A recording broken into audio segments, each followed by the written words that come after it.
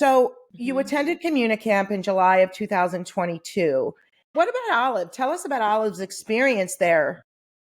Oh, she loved it. She absolutely loved it. She was excited to go every day to CommuniCamp. She didn't want it to end. She was sad to go back to her regular camp, Oh, geez. her regular summer camp at preschool.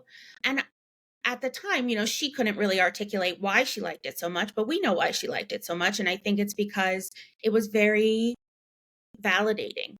Here were other kids that she was with, peers, that were going through the exact same thing.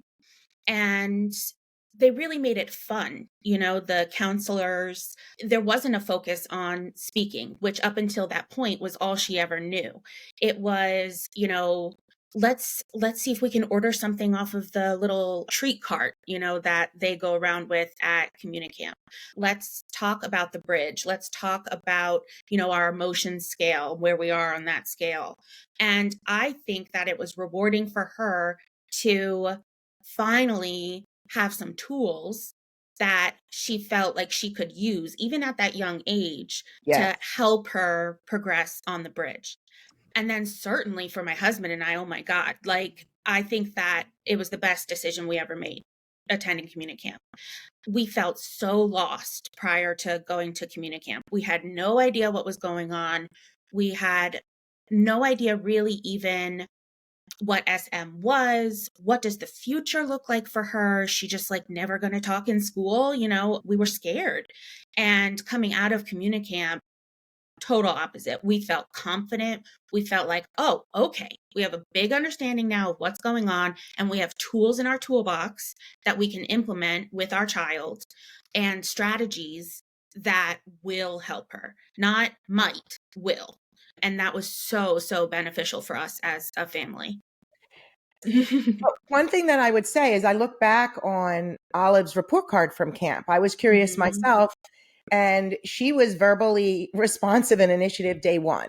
And what Yes. does Yeah. that mean to me? It means one, she was understood, and the clinicians, which are counselors, had the skills and strategies to progress her. So for listeners, when you're thinking about intensive camps, they really can be beneficial for individuals that are starting this process, but also in the midst of treatment, because it really is an intensive process and it's in a school environment. Like we rent a school. So the kids are in a school with clinicians that are counselors, with kids that feel like they do, and they're learning these skills.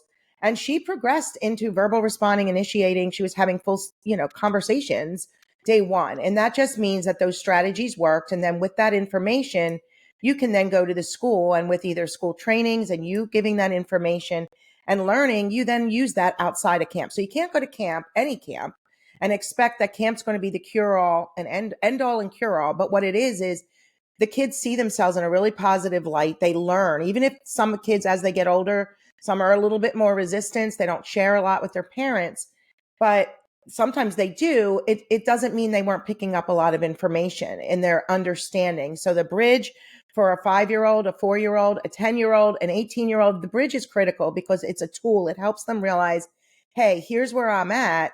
And look where I'm at now. And it's okay to bridge down when it gets loud, large, lots of people and Mhm. things like that. And then rating their feelings and understanding. So for Olive, it was a 0 to 3 scale.